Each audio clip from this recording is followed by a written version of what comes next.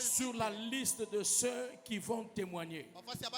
D'ailleurs, je suis en train de déclarer sur ta vie que quelle que soit la gravité de ton problème, quelle que soit la hauteur et la taille de tes ennemis, quelle que soit la durée dans laquelle tu es passé dans ce problème, quels que soient les témoignages des hommes, que les hommes le veuillent ou ne le veuillent pas, et même si selon les hommes ce n'est pas encore le temps, je prie qu'avant qu'on arrive le 31, que Dieu fasse quelque chose qui va faire taire tout le monde. Donne-moi un amen et que Dieu le fasse.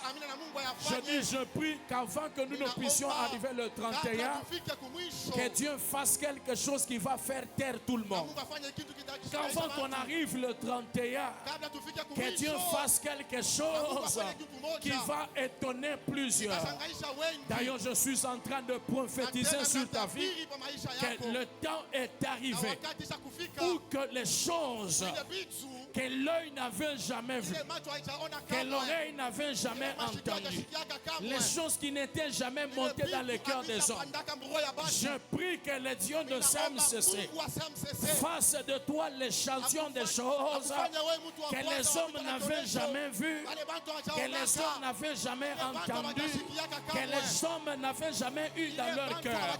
Tape la main de ton voisin, dis-lui voisin, que Dieu te fasse grâce, que lorsqu'on cherchera des personnes que Dieu a visitées, que l'on puisse citer aussi ton nom. Si amen, il y a encore un problème. Minasema, pale tutaanza kutafuta kutémoigner. Tushende mari pasho kukutafuta we. Mungu akupe mariage ile bantu bayaonaka. Mungu akupe kazi ile bantu bayaonaka. Mungu akufungure milango ile bantu bayaonaka. Mungu akukorde délivrance ile bantu bayaonaka. La Bible déclare quand l'Éternel ramena les captifs de Sion, nous étions comme ceux-là qui font un rêve. Je prie qu'avant qu'on arrive le 31, que tu penses rêver, mais alors que c'est la réalité que Dieu est en train de faire dans ta vie. Tu me donnes un amen fort et que tes ennemis tombent. Tu me donnes un amen fort et que les portes puissent s'ouvrir. Tu me donnes un amen puissant, que les bénédictions qui étaient loin, que Dieu les ramène et les rapproche dans ta vie.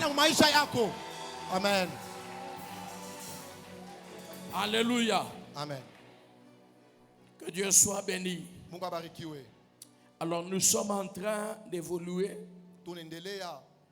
Nous nous étions dit qu'on y va lentement, mais on sent qu'il y a un feu qui brûle et qui nous pousse à brûler les étapes. Mais on suit d'abord le rythme. Alléluia. Amen. Alors ce soir, nous allons lire quelques textes. Hier, j'ai commencé à parler de 3 événements spirituels qui se sont passés dans la vie d'Isaac. Et la première chose que nous avons vue, qui se trouve au verset 24, la Bible nous dit que Dieu lui apparut. Et nous avons dit que tout au long des combats qu'il était en train de vivre, vous allez vous rendre compte que Dieu ne lui parlait pas. C'est seulement au verset 24 que Dieu lui parle et lui apparaît. Nous avons dit que la première chose qui s'était passée dans ta vie, c'est que Dieu lui était apparu. Et lorsqu'il lui est apparu, il lui a parlé. Et la deuxième chose qui s'est passée dans la vie de cet homme, c'est qu'il construisit un autel à Dieu. Et nous avons défini et expliqué ce qu'était un autel. Nous avons dit que l'autel était la chose sur terre qui favorisait l'activité d'un esprit. Ça veut dire que l'autel était un lieu de transaction entre le monde spirituel et le monde physique. Et la troisième chose que nous avons vue, c'est que la présence de Dieu est devenue visible dans la vie de cet homme. Et ce soir, nous allons essayer de parler un peu en profondeur par rapport au premier point. Je dis que la première chose qui s'est passée dans la vie de cet homme, c'est que Dieu lui est apparu et il lui a parlé. Et ce soir, nous allons lire deux textes qui vont nous accompagner ce soir. Genèse chapitre 26, 1 à 3 et Genèse 26, 24. Parce que ce sont là les deux textes dans lesquels nous voyons Dieu parler à Isaac. Et dans les deux textes, nous allons tirer quelques leçons qui vont nous conduire à prier une fois de plus ce soir. Nous allons faire la lecture, on se tient debout, on fait la lecture ensemble. Genèse 26, 1 à 3, la Bible nous dit ceci. Il y eut une famine dans le pays, outre la première famine qui eut lieu du temps d'Abraham, et Isaac alla vers Abimelech, roi des Philistins, à Guérar. L'Éternel lui apparut et dit, ne descends pas en Égypte, demeure dans le pays que je te dirai. Séjourne dans ce pays-ci, je serai avec toi et je te bénirai, car je donnerai toutes ces contrées à toi et à ta postérité. Et je tiendrai le serment que j'ai fait à Abraham, ton père. Genèse 26, 24. L'Éternel lui apparut dans la nuit et dit, je suis le Dieu d'Abraham, ton père. Ne crains point, car je suis avec toi et je te bénirai et je multiplierai ta postérité à cause d'Abraham, mon serviteur. Amen. Amen. Que Dieu bénisse sa parole. Alors, Isaac vit la famine et à cause de cette famine, il commence à chercher où trouver refuge. Il se pose sûrement beaucoup de questions par rapport à la famille qui sévissait dans ce coin. Et c'est à ce moment-là que Dieu apparut à cet homme d'Isaac. La Bible nous dit que l'Éternel lui apparut et dit.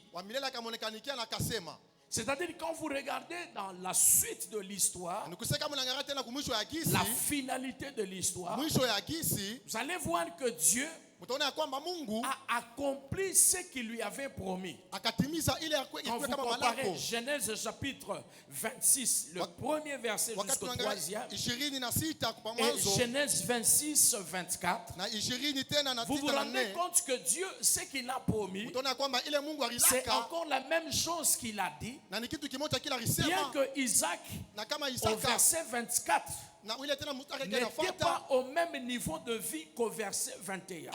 Qu'au verset 1. Alléluia.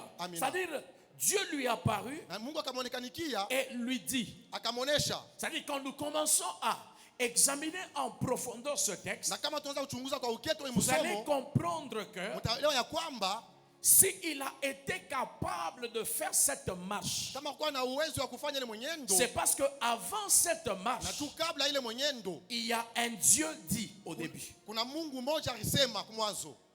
que quelqu'un me comprend? C'est-à-dire, avant qu'il ne fasse cette marche, quand nous voyons le résultat dans cette marche, c'est parce qu'avant que cette marche ne commence, il y a un Dieu dit. Alléluia. Amen. Et j'aimerais bien aimer dans le Seigneur te dire une chose. Que ceux qui savent écouter la voix de Dieu sont ceux qui réussissent et sont ceux qui demeurent dans la bénédiction. Tu ne peux pas réussir dans la vie. Tu ne peux pas demeurer dans la bénédiction. Tu ne peux pas t'épanouir. Tu ne peux pas t'élargir si tu es incapable d'écouter la voix de Dieu. Alléluia. Amen. Tu ne peux pas t'élargir. Tu ne peux pas t'épanouir si tu es incapable d'écouter la voix de Dieu. Écouter la voix de Dieu est quelque chose que les gens prennent à la légère. Présentement, nous avons des gens qui veulent l'onction, qui veulent la puissance, qui veulent la richesse, qui veulent les miracles, qui veulent les prodiges. Mais rares sont ceux qui veulent écouter Dieu. Et même parmi ceux qui veulent écouter Dieu, la plupart parmi eux sont ceux-là qui veulent l'écouter auprès des autres hommes. Remarquez dans ce texte que Dieu n'a pas envoyé un prophète vers Isaac, mais Dieu est venu lui-même voir Isaac. C'est-à-dire il y a des choses dans nos vies. Nous avons besoin qu'un prophète nous parle. Mais il y a des choses dans nos vies. Nous avons besoin d'entendre ça de nous-mêmes. Alléluia. Moi, Dieu veut te parler. Il a des choses qu'il veut te communiquer. Il veut te parler. Il veut t'orienter. Alléluia. Il y a des choses, bien aimées, que nous ne devons entendre. Que nous devons entendre.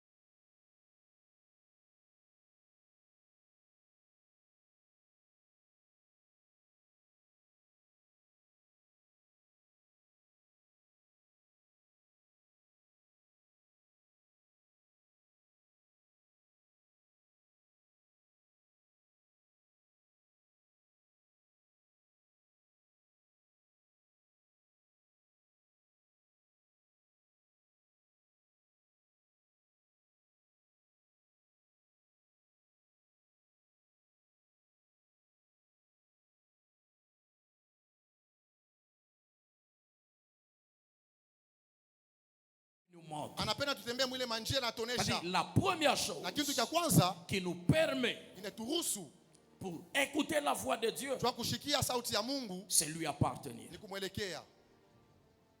Alléluia. Amen. Deuxième chose qui te permettra d'écouter la voix de Dieu, c'est la proximité ou l'intimité avec lui. Il y a un texte que j'aime beaucoup. Ecclésiaste chapitre 5. Le verset 1a. La Bible dit ceci.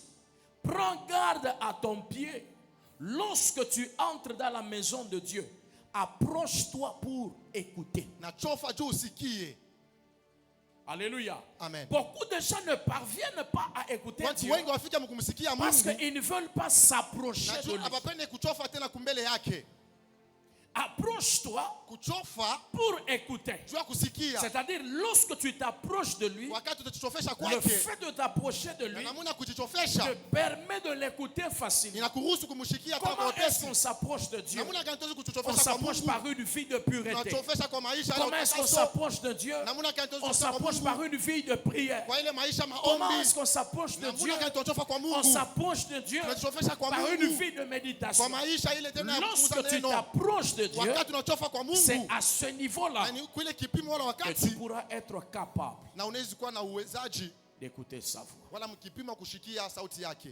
Alléluia. Amen. Troisième chose qui te permettra d'écouter la voix de Dieu, c'est un désir profond de l'écouter. Parce que Dieu ne parle clairement qu'à ceux qui désirent l'écouter. J'ouvre une petite parenthèse.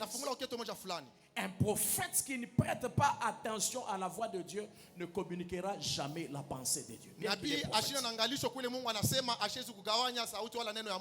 L'un des secrets profonds pour écouter Dieu, c'est un désir profond de l'écouter. Jérémie chapitre 23 verset 8. La Bible nous dit ceci. Qui donc a assisté au conseil de l'Éternel pour voir, pour écouter sa parole? Qui a prêté l'oreille à sa parole et qui l'a entendu? C'est-à-dire, si tu ne prêtes pas l'oreille, si tu ne désires pas l'écouter, si tu n'es pas prêt à l'écouter, si tu ne t'apprêtes pas à l'écouter, ça te sera difficile de pouvoir l'écouter. Alléluia. Les trois choses sont les trois choses de base qui nous permettent d'écouter la voix de Dieu. Et je prie ce soir que Dieu te rende capable de l'écouter. Que Dieu te rende capable d'entendre sa voix. Que Dieu te rende capable de suivre ses voix. Alléluia. Et lorsque Dieu parle maintenant à Isaac, la Bible nous dit, avant que Isaac n'entre dans cette marche vers Rehoboth, la Bible nous dit que Dieu lui est apparu et il lui a dit, dans les choses que Dieu lui a dit, il y a 5 choses que Dieu a dit à Isaac.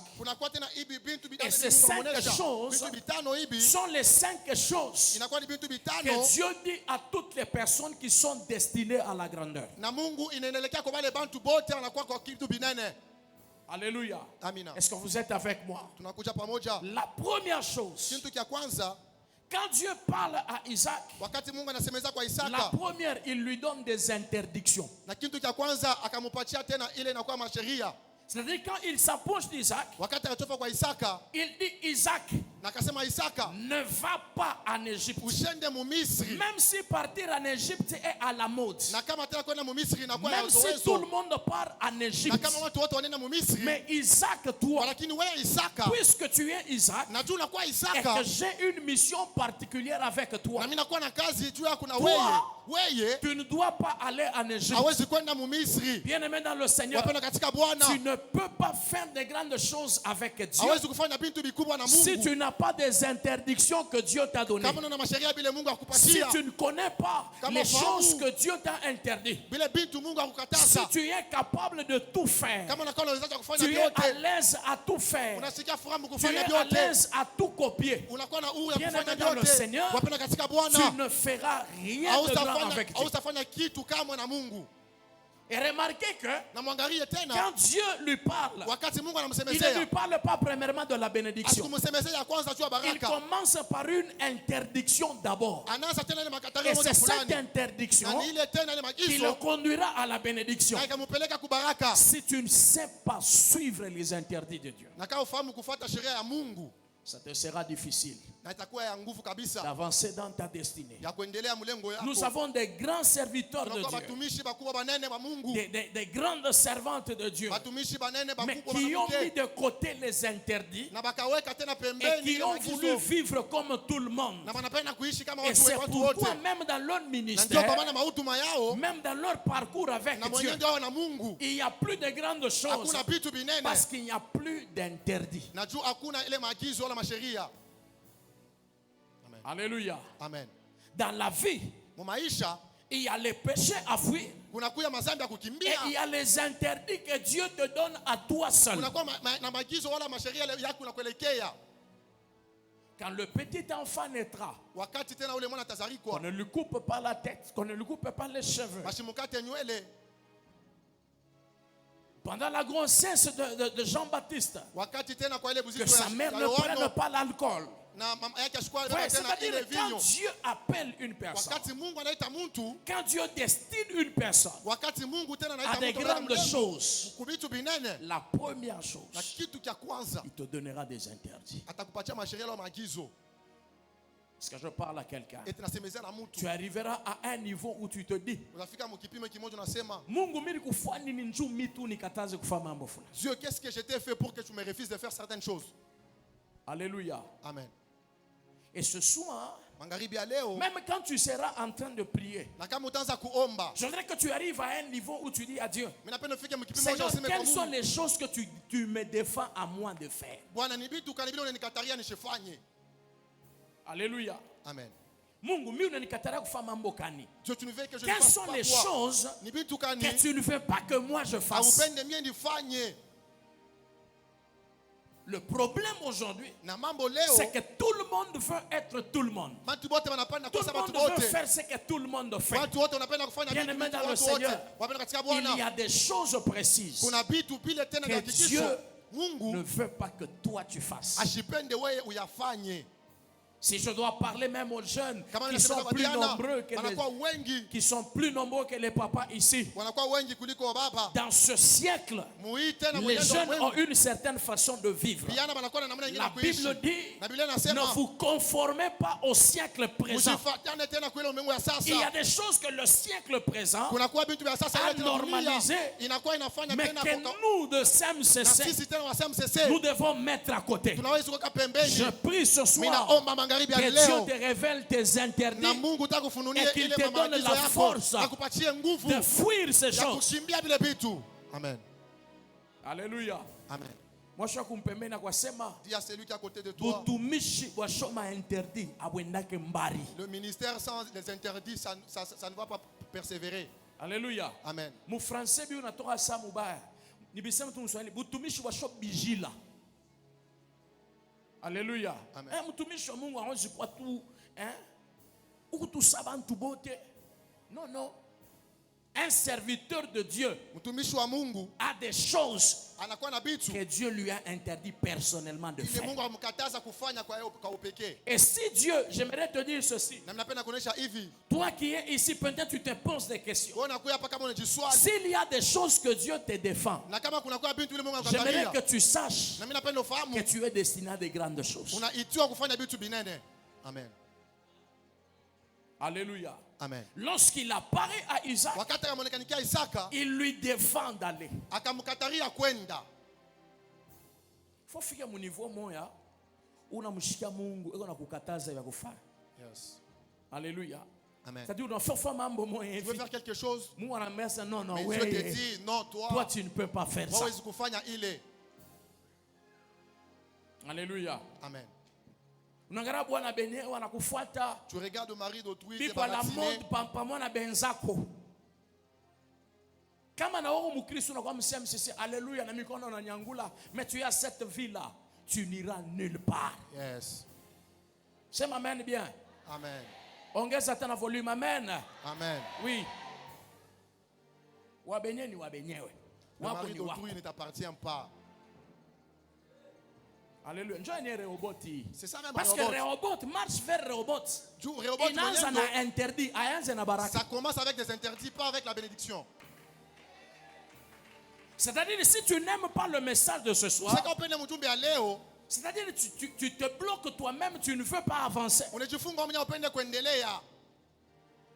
Est-ce que je parle à quelqu'un? C'est-à-dire cette marche commence par une interdiction.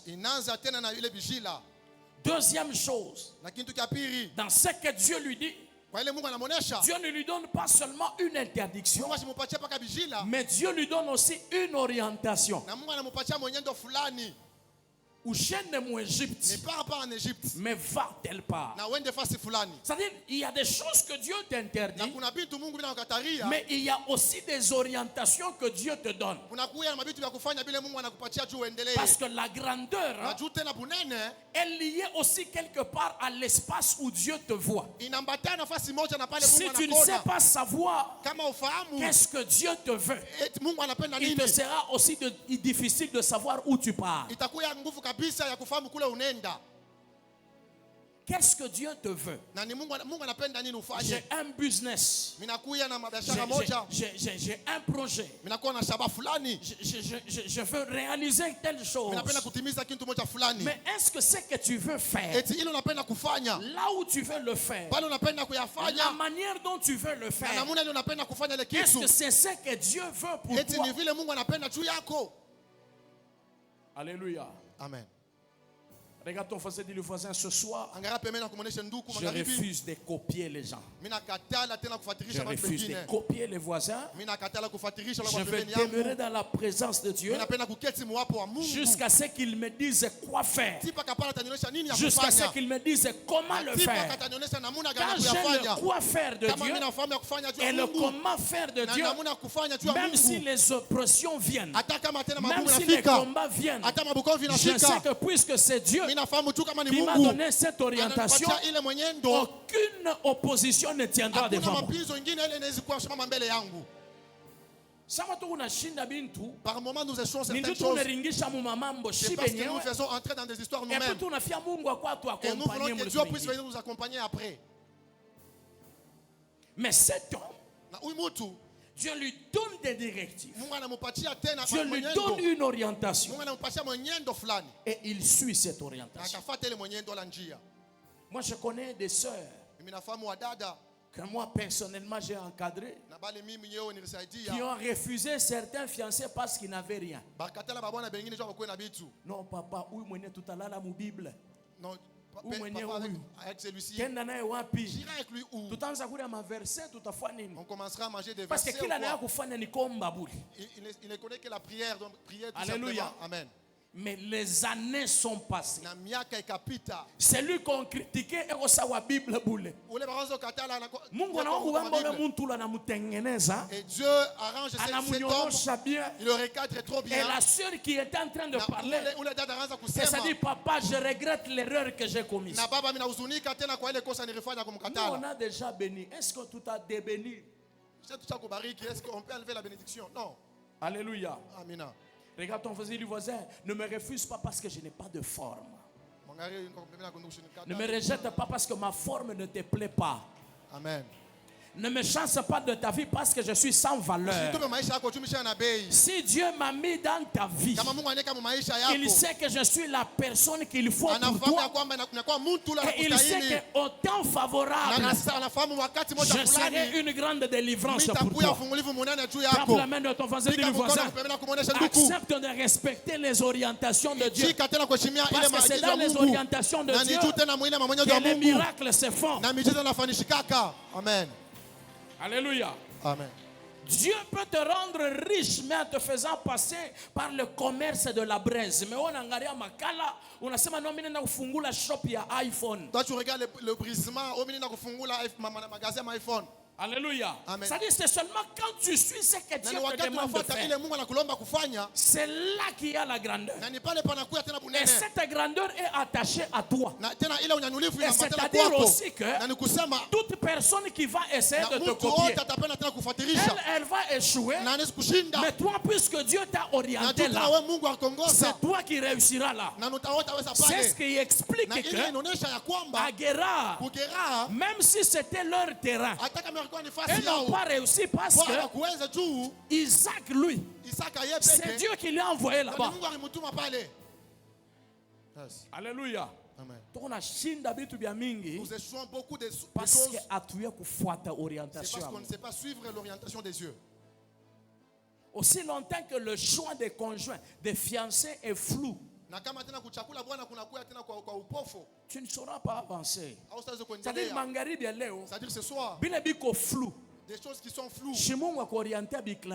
Mais que Dieu puisse clarifier. Est-ce que je dois aller en Égypte ou je dois rester au pays des Philistins? Que Dieu te parle. Alléluia. Amen. Non, papa, nous avons fiancé 5. Non, papa, j'ai 5 fiancés, je ne sais pas, je dois choisir qui.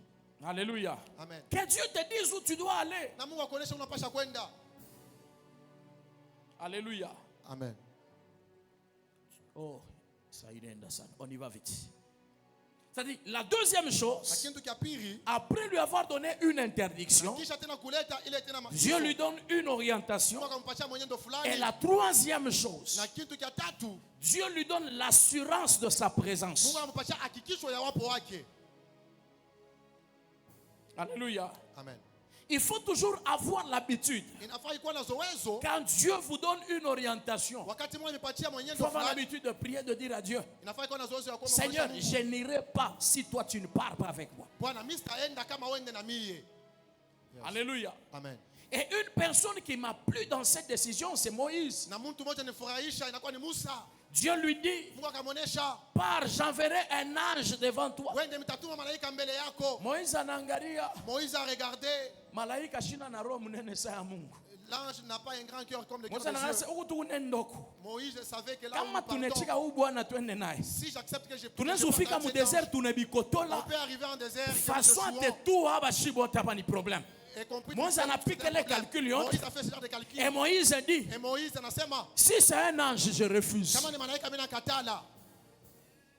Alléluia. Ce soir, nous refusons que les anges nous conduisent. Moi, personnellement, je refuse. Que Dieu lui-même nous conduise. Que Dieu lui-même soit avec nous. Si tu sais quoi faire, si tu sais où le faire, je voudrais que tu demandes à Dieu, Seigneur, rassure-moi par ta présence. Alléluia. Amen. Il lui donne des orientations, mais il le rassure de sa présence. Il lui dit, je serai avec toi. Aka phrase akakanegala bien sana. Amen. Unakama kuna madefi minene. Tu sais si tu as retraite kunaomba. Tu es en retraite en train de Mungu anakukuya na kuonesha sema, prends courage, je serai avec toi. Mimi nalamukaka mbele mimi zimi nacheza mbele atapa mimi mwenyewe parce que cette phrase ici, quand il dit je serai avec toi, je sais que qui je peux rencontrer. Achète une fois qu'il te passe que il m'a rassuré qu'il sera avec moi. Si Dieu t'a dit qu'il sera avec toi dans ses fiançailles, que tu vois les combats, que tu vois les complications, que rien ne te fasse peur.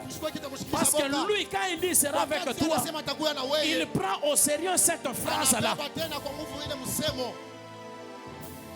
Alléluia. Il le rassure de sa présence. Et la quatrième chose, c'est par là que je vais arrêter pour que nous puissions prier. Il lui fait des promesses de bénédiction. C'est-à-dire Mungu, Dieu, Mungu est appelé à la grandeur. Toute personne appelée à la grandeur. Si tu lui poses cette question, il aura des réponses à toutes ces quatre choses. C'est-à-dire que moi que tu vois, il y a des choses que Dieu m'a interdites. Moi que tu vois, Dieu m'a demandé de faire ça, ça, ça, ça. Et dans ce qu'il m'a dit de faire, il m'a rassuré de sa présence. Et il m'a dit, si je fais telle chose, il fera ça, il fera ça, il fera ça. C'est-à-dire que tu dois arriver à écouter Dieu par rapport à ces quatre choses. Est-ce que quelqu'un m'a compris? Si Isaac est parvenu à réussir C'est parce qu'il avait écouté Dieu clairement par rapport à ces 4 points. Alléluia. Et ce soir, je voudrais qu'on cherche ces 4 points ici.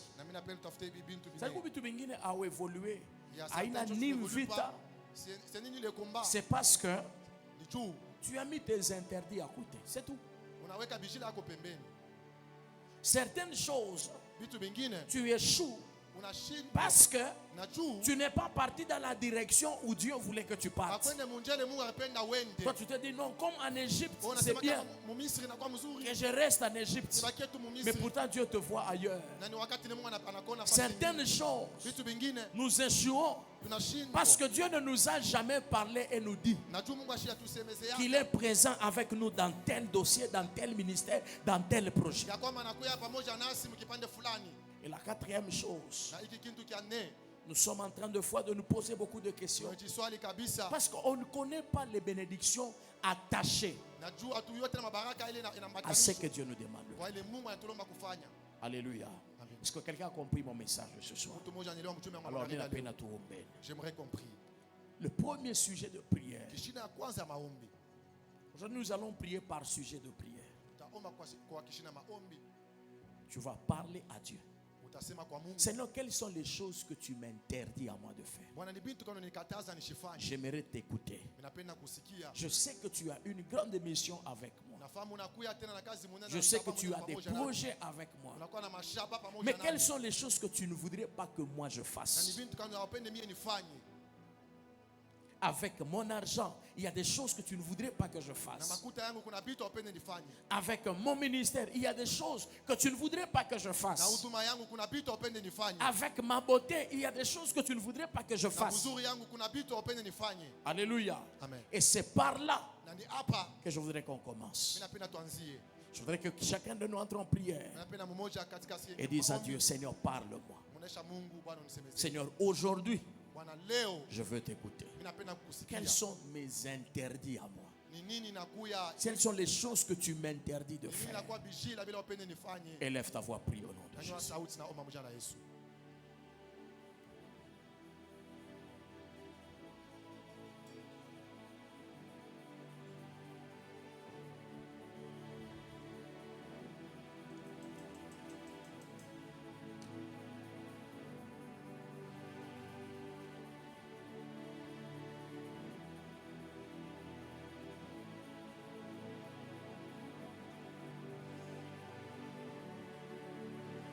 Parle à Dieu, parle à Dieu. Sema kwa Mungu, sema kwa Mungu.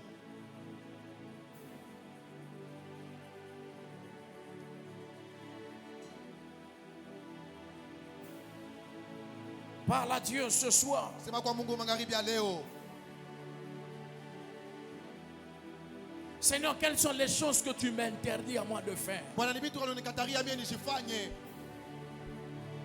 Je suis prophète. Je suis pasteur. Je suis évangéliste.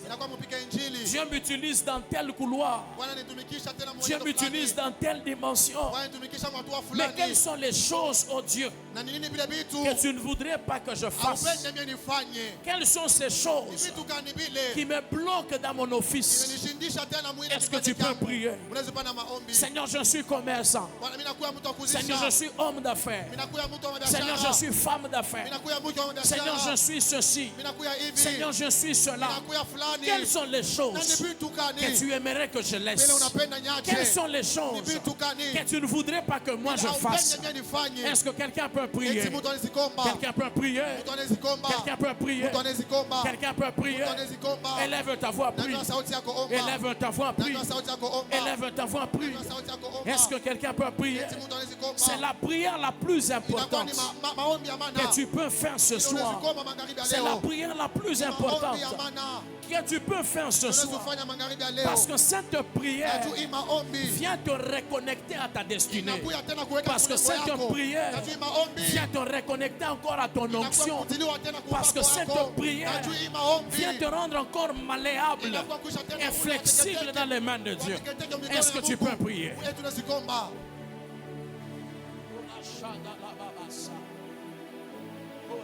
C'était le prénom Shabbat.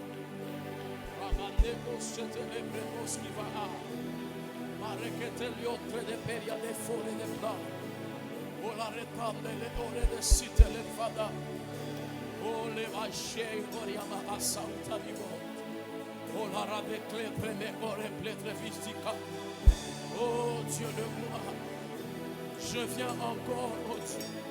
C'est encore moi ce soir. Je viens auprès de toi.